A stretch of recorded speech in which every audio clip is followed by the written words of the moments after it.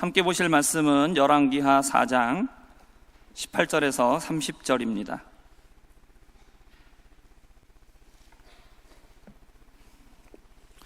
열왕기하 4장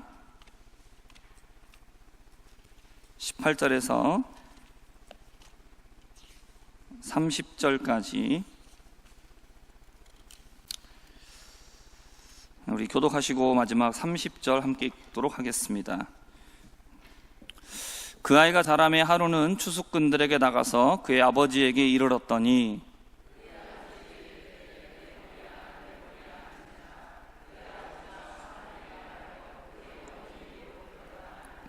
곧 어머니에게로 데려갔더니 낮까지 어머니의 무릎에 앉아 있다가 죽은지라.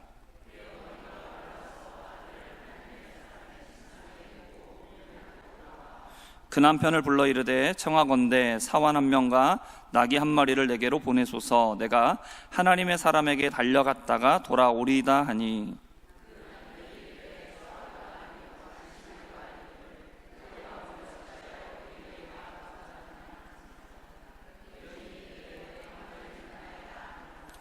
이에 나귀의 안장을 지우고 자기 사환에게 이르되 몰고 가라. 내가 말하지 아니하거든 나를 위하여 달려가기를 멈추지 말라 하고,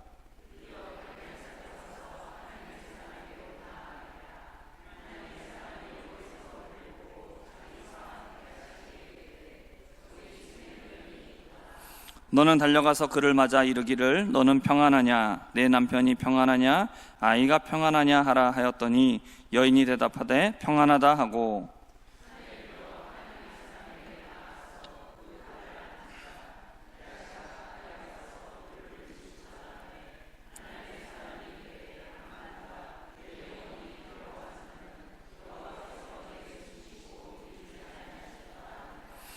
여인이 이르되 내가 내 주께 아들을 구하더이까 나를 속이지 말라고 내가 말하지 아니하더이까 하니,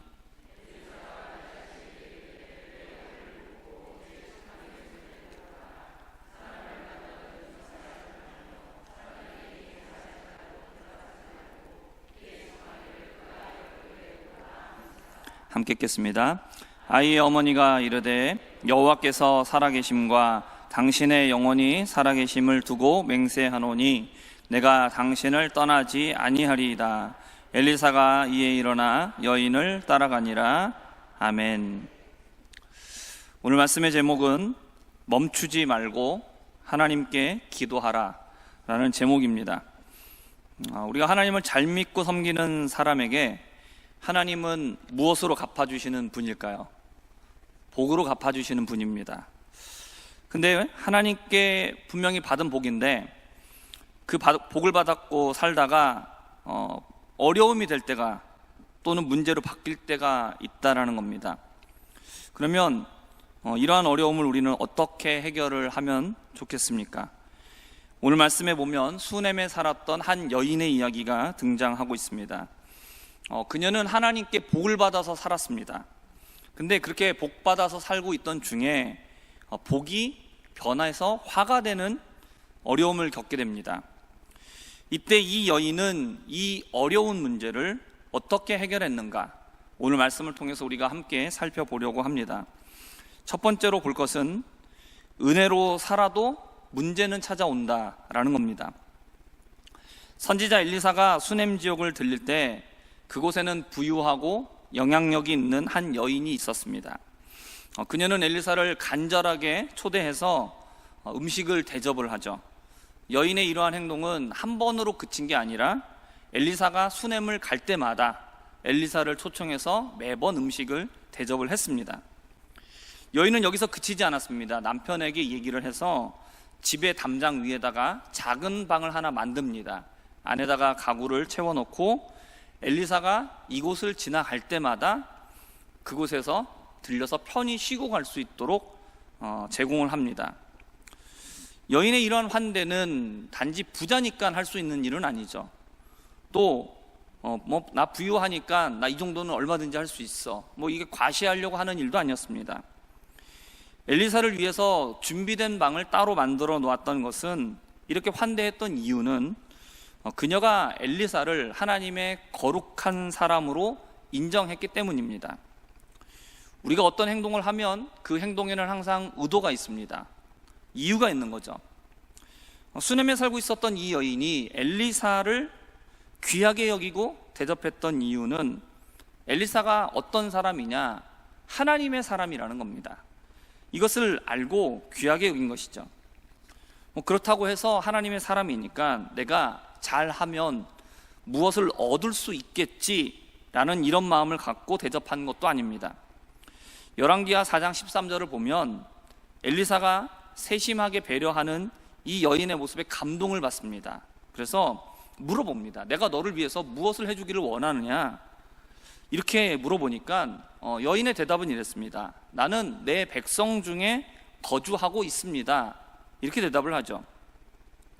엘리사가 이렇게 물었습니다. 왕이나 또는 군대 장관에게, 사령관에게 내가 너를 위해서 무엇을 부탁을 해주면 좋겠는가? 이렇게 물어보니까 대답이 이거죠. 나는 내 백성 중에 있습니다. 이것으로 충분합니다. 따로 부탁할 것이 없다라는 거죠.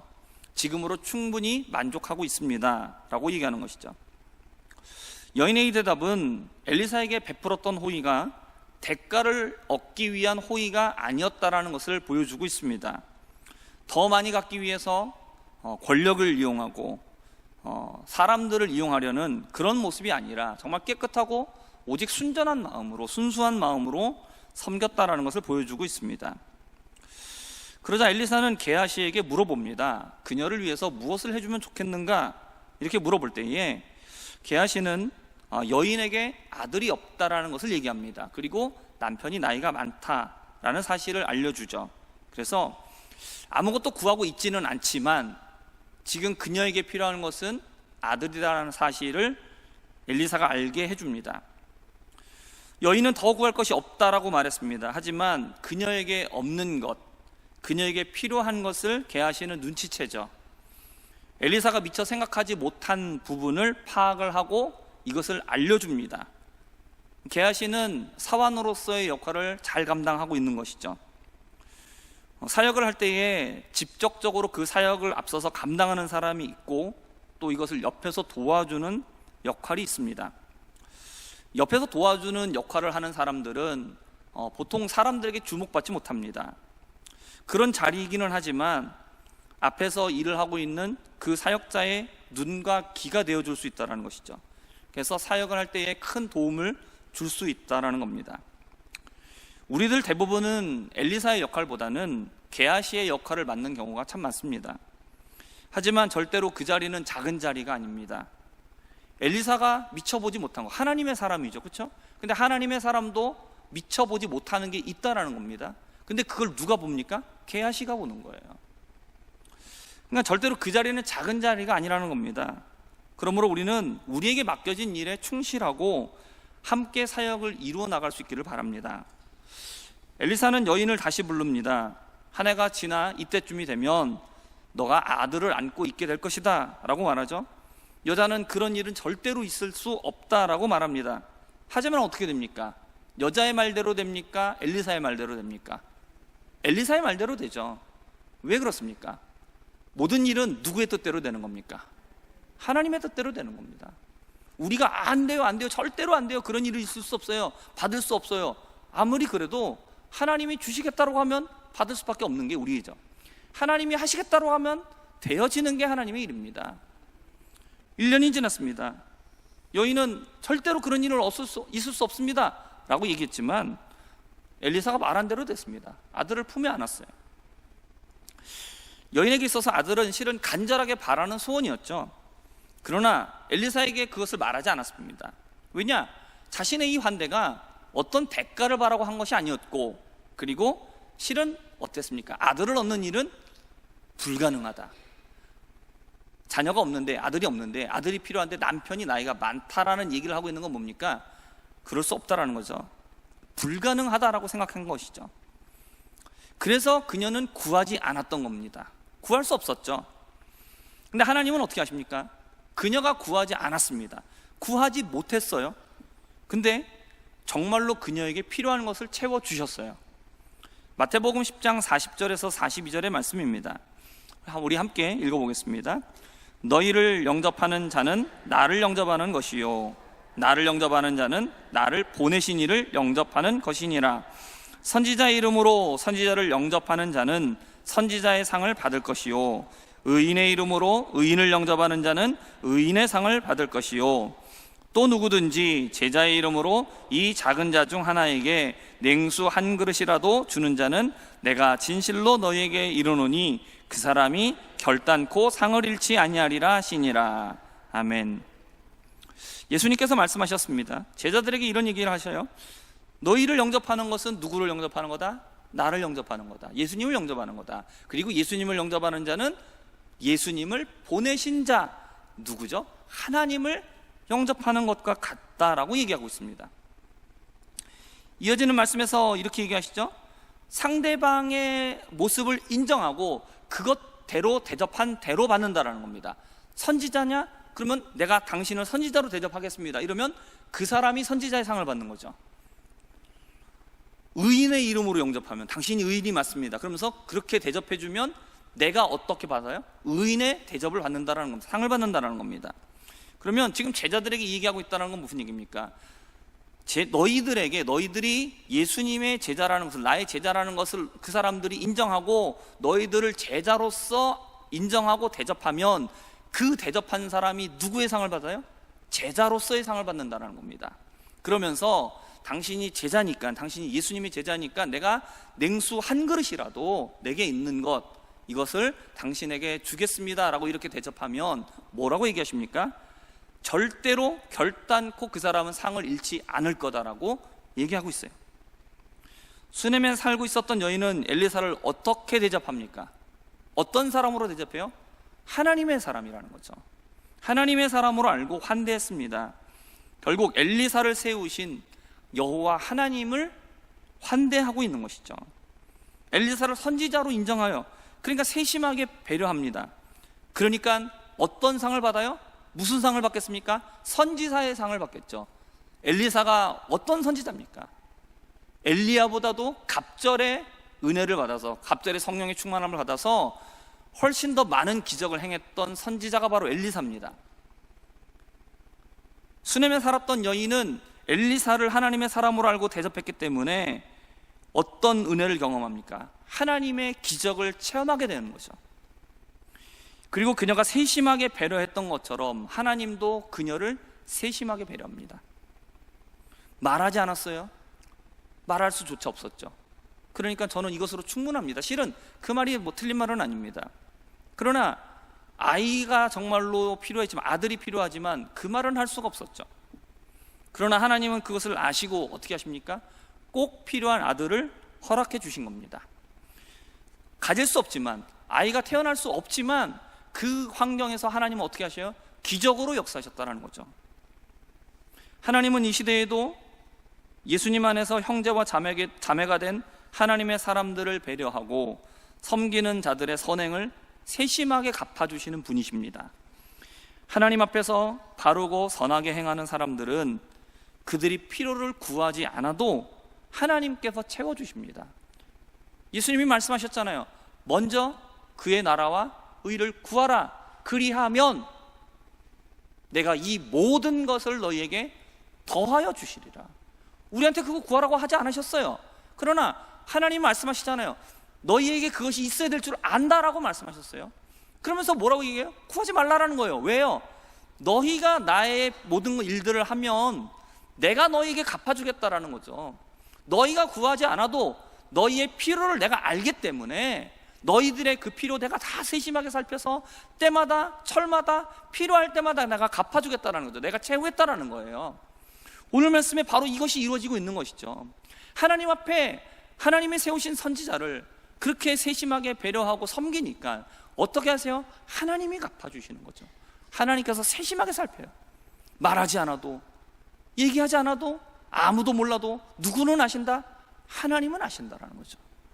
그러므로 사랑하는 성도 여러분, 하나님 앞에서 하나님의 사람들, 주 안에서 형제와 자매된 자들을 선대하시기를 바라요. 그래서 하나님께서 우리에게 갚아주시는 은혜로 살아갈 수 있는 우리 모두가 되기를 주님의 이름으로 축복합니다. 수냄 여인은 주님께서 주시는 은혜를 받았습니다. 아들을 낳고 키웠어요. 아이가 자라서 이제는 추수할 때가 되어서 아버지에게 갑니다. 근데 갑자기 아이고 머리야, 아이고 머리야, 내 머리야, 내 머리야 그러면서 아프다고 얘기해요. 그래서 아이를 엄마에게 보냅니다. 근데 이 아이가 낮까지 엄마의 무릎에 앉아 있다가 그만 그대로 죽어버려요. 이 아이는 어떤 아이입니까? 이 아들은 어떤 아이예요? 하나님께서 은혜로 주신 아들 아닙니까? 하나님께서 그녀의 모든 상황을 세심하게 살펴서 하나님께서 선물로 주신 아이 아닙니까? 근데 이 아이가 하루아침에 죽어버려요. 하나님의 은혜로 이제까지 살았는데 하나님께서 주셨던 이 복이 뭐가 됐습니까? 하루아침에 화가 되었어요. 어떻게 해보지도 못하고 죽어버린 이 아들을 안게 된 이 수냄 여인, 이 상황에서 어떻게 했습니까?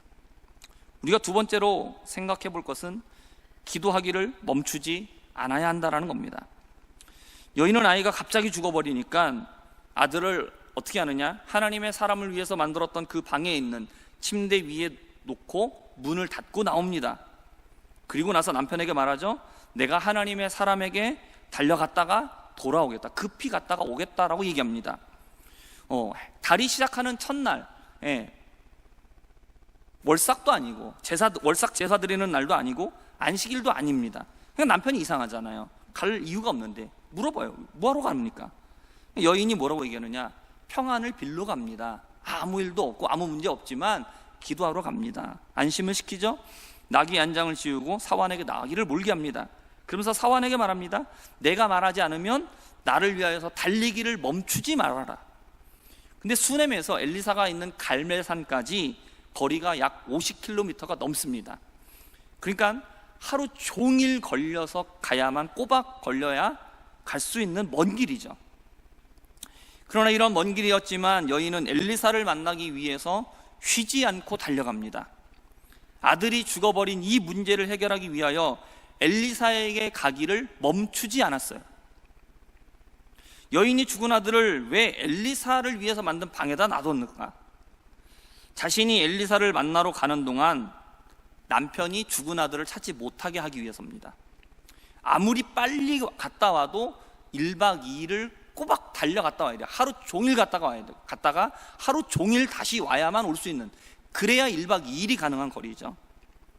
그러니까 그 기간 동안에 남편이 아들을 찾다가 집에 없으면 걱정은 하겠지만 죽은 모습을 보는 건 아니죠. 그렇기 때문에 남편이 큰 낙심 가운데 빠지지 않게 하기 위해서입니다. 그리고 혹시라도 자신이 없는 동안 아들의 죽은 모습을 보게 되면 장례를 치를 수도 있어요. 그러니까 그 일을 막기 위해서죠. 근데 아이가 이미 죽었지 않았습니까? 이미 죽었습니다. 근데 엘리사를 찾아가고 있어요. 이러한 여인의 모습은 어떻게 생각하면 이해가 안 되는 모습입니다. 이미 사망 판정을 받은 자녀가 죽지 않았다라고 병원에서 2시간이 넘도록 심폐소생술을 했다라는 부모의 이야기를 얼마 전에 본 적이 있습니다. 자녀의 죽음을 부정하고 받아들이지 못하는 어떤 엄마의 모습처럼 보이기도 합니다. 그러면 이 여인이 죽은 아이를 놓고 엘리사를 찾아가 달려갔던 이유가 무엇입니까? 자신의 이 아들은 태어날 수 없는 중에 하나님께서 엘리사를 통해서 주셨기 때문입니다. 하나님께서 나에게 은혜로 주신 아들이라면 이 아이가 죽은 문제라 할지라도 하나님 앞에 나아가야 한다는 것이죠. 하나님께서 당신의 능력으로 주셨다라면 문제가 생겼을 때에도 하나님의 능력을 의지하고 바라보겠다라는 믿음을 가졌기 때문입니다. 그래서 수넴 여인은 어떻게 했느냐? 기도하기를 멈추지 않은 겁니다. 사람의 판단은 어떠요? 숨이 멎었어요? 끝났습니다. 그러나 아직 하나님으로부터 어떤 판단이 나오지 않았어요. 정확한 말씀이 없었습니다. 하나님이 주셨기 때문에 하나님이 거두셨다라는 어떤 말씀이 없어요. 아직까지는 없어요. 그렇기 때문에 하나님께 매어 달리겠다라고 멈추지 않았던 겁니다. 하나님이 시작하신 일이에요. 그러면 끝이라고 선언하는 건 누가 선언해야 되는 겁니까? 하나님이 끝이라고 얘기하셔야 되는 거예요. 그러니까 하나님이 끝이라고 말하시기 전까지는 끝이 아닌 거죠. 그래서 여인은 하룻길을 꼬박 달려가서 갈멜산에 도착해 엘리사에게로 나아갑니다. 엘리사를 만난 여인은 그 발을 끌어안아 버립니다. 꽉 붙들어 버려요. 엘리사의 발을 꽉 붙잡은 이 여인의 마음은 어떤 마음입니까? 당신밖에 이 문제를 해결해 줄 사람은 없습니다. 내가 간구하는 소원, 내가 갖고 나온 이 문제 반드시 해결해 주십시오. 내 문제를 해결해 주지 않으면 당신을 절대로 보낼 수 없습니다 라는 간절한 마음이죠. 창세기 32장 25절과 26절의 말씀입니다. 자기가 야곱을 이기지 못함을 보고 그가 야곱의 허벅지 관절을 치매 야곱의 허벅지 관절이 그 사람과 씨름할 때에 어긋났더라. 그가 이르되 날이 세려하니 나로 가게 하라. 야곱이 이르되 당신이 내게 축복하지 아니하면 가게 하지 아니하겠나이다. 야곱과 씨름하던 천사는 말합니다. 자신을 놔주라고 말해요. 그러나 야곱은 뭐라고 말합니까? 당신이 내게 축복하지 않으면 당신을 절대로 놓아보낼 수 없습니다. 꽉 붙들었어요. 야곱의 이 말을 들은 천사는 어떻게 합니까? 그의 말대로 야곱을 축복해 줍니다. 야곱은 형 에서를 만나야 되는 이 절박한 상황을 앞에다 놓고 내가 하나님께로부터 복을 얻지 못하면 나는 안 된다는 간절한 마음이 있었기 때문에 천사를 붙든 거예요. 하나님의 축복이 없으면 나는 안 됩니다. 하나님이 나를 보호해 주시지 않으면 나는 안 됩니다. 하나님이 나를 도와주셔야만 합니다. 하나님이 나에게 복 주셔야 됩니다. 야곱은 끝까지 매달린 거죠. 그리고 마침내 어떻게 됩니까? 응답받았어요. 엘리사의 발을 붙든 여인의 이 간절한 모습을 보고 엘리사는 게하시를 아들에게 보내요. 근데 하지만 여인은 게하시는 안 된다라는 거예요. 엘리사가 반드시 함께 가야 한다라고 간청합니다. 오늘 본문 30절의 말씀입니다. 함께 읽어보겠습니다. 아이의 어머니가 이르되 여호와께서 살아계심과 당신의 영혼이 살아계심을 두고 맹세하노니 내가 당신을 떠나지 아니하리이다. 엘리사가 이에 일어나 여인을 따라가니라. 아멘. 엘리사가 자신의 말에 반응할 때까지, 자신과 함께 갈 때까지 여인은 어떻게 합니까? 끝까지 매달려요. 포기하지 않았습니다. 끝까지 기도하는 거죠. 마침내 엘리사가 이 여인의 간청에 응답해서 함께 아이에게로 가죠. 그리고 엘리사 선지자는 죽은 아이를 다시 살려냅니다. 그리고 살아난 아들은 엄마의 품으로 돌아가게 되었습니다. 우리는 살다가 보면 우리 인생은 이제 끝이다, 끝났구나라고 생각할 수 있는 그런 상황, 그런 문제를 만날 수 있습니다. 멀쩡하게 살아있던 아이가 하루아침에 죽어버리는 것과 같은 그런 문제를 만나게 된다는 거죠. 이제는 더 이상 아니라는 거예요. 끝이에요. 도저히 답이 없어요. 누가 보더라도 이건 더 이상 다시 살아날 희망이 없는 것이죠. 그런 지점을 만날 때가 있다는 것이죠. 하지만 우리가 볼 때에, 사람들이 볼 때에는 끝이다라고, 더 이상은 안 된다고 생각할 수 있는 그런 지점에서 우리는 아니다라고 말하지만 하나님이 그곳에서 말씀하시지 않으면 그것은 끝이 아닙니다. 우리가 기도하다가 포기하고 멈추는 이유는 뭡니까? 이제는 기도해도 더 이상 안 된다라고 생각하기 때문이죠. 이제는 끝이야. 더 이상 할 수 없어. 될 수 없어. 희망은 없어. 라고 생각하는 그 생각, 누구의 생각입니까? 하나님의 생각입니까? 아니면 내 생각입니까? 사람의 판단입니까? 우리의 기준으로는 아이가 죽었으면 그건 끝난 거예요. 그곳에 더 이상 희망은 없습니다. 거기에서 희망을 말하는 사람은 이상한 사람이죠. 12살 된 딸의 중환병을 고쳐달라고 회당장 야이로가 예수님을 찾아왔습니다. 그와 함께 집으로 가셨죠. 도중에 아이가 죽어버렸습니다. 아이가 죽었다라는 소식을 가지고 온 사람들은 회당장에게 말합니다. 이제 아이가 죽었으니 더 이상 선생님을 괴롭게 하지 마십시오. 사람들의 생각은 뭡니까? 예수님은 병은 고치실 수 있지만, 죽을 병은 고치실 수 있지만 뭐는 안 된다? 죽은 사람을 살릴 수는 없다라는 거죠.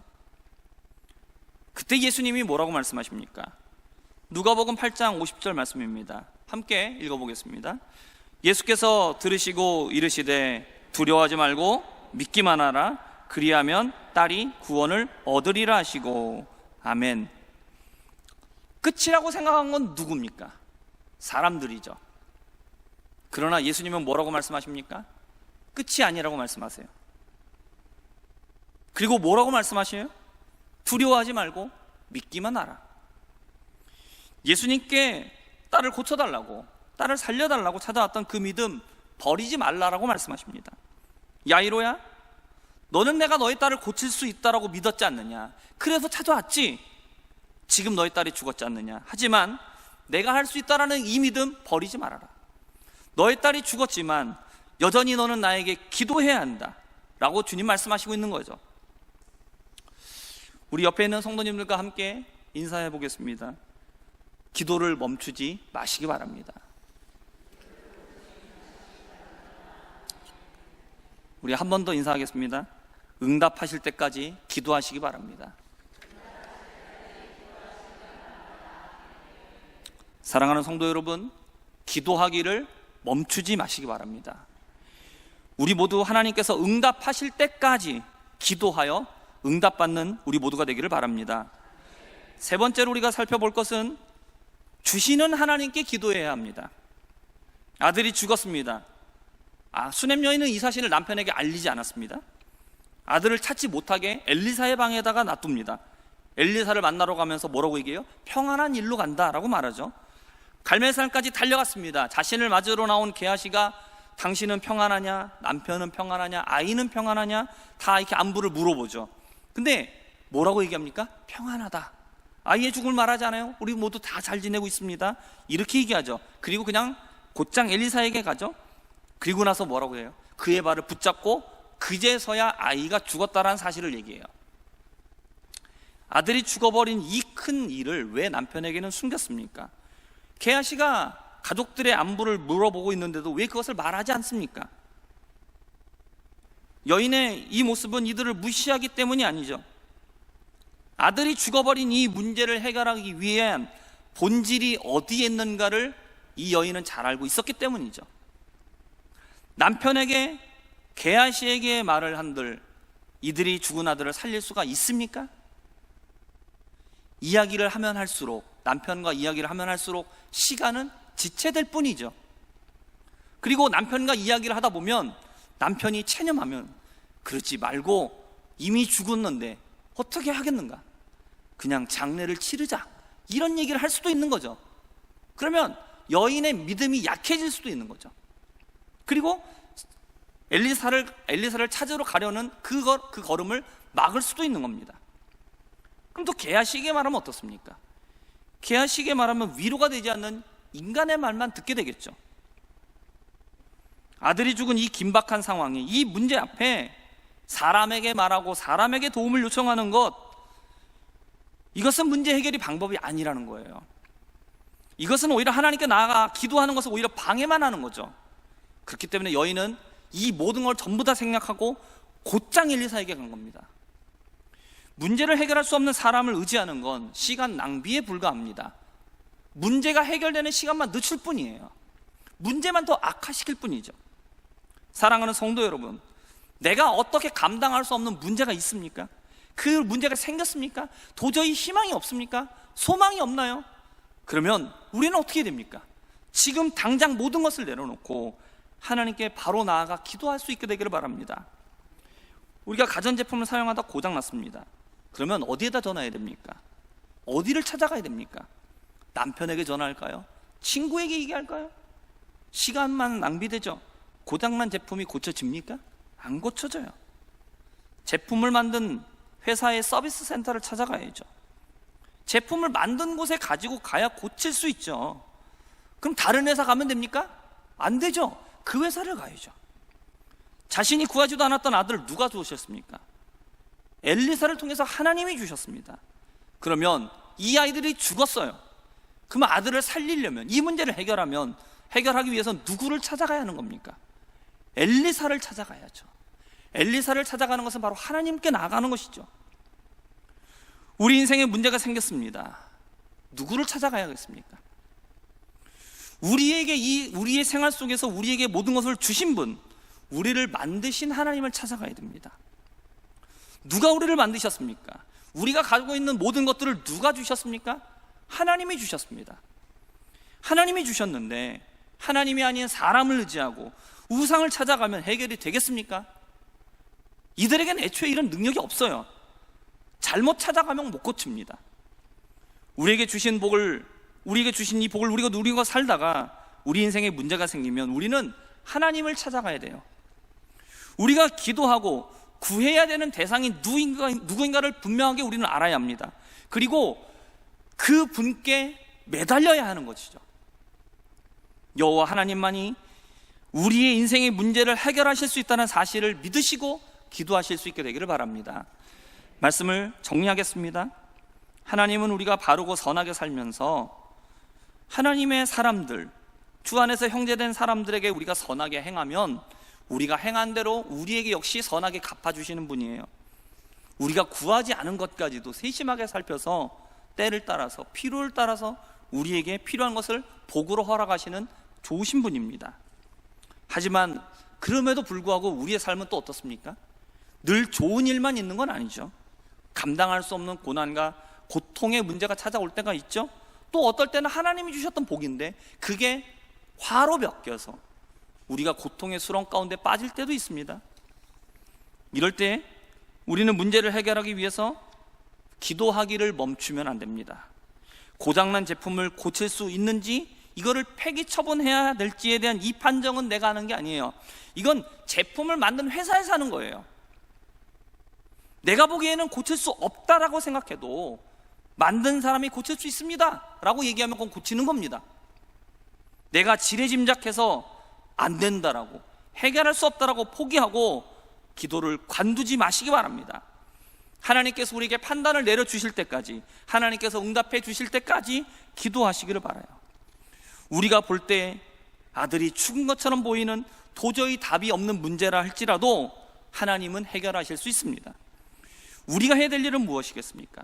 하나님께서 우리에게 답을 주실 때까지 우리는 계속해서 기도하는 거예요. 하나님께서 답을 주시기 전에 기도를 그치는 건 우리의 믿음이 부족하다는 얘기입니다.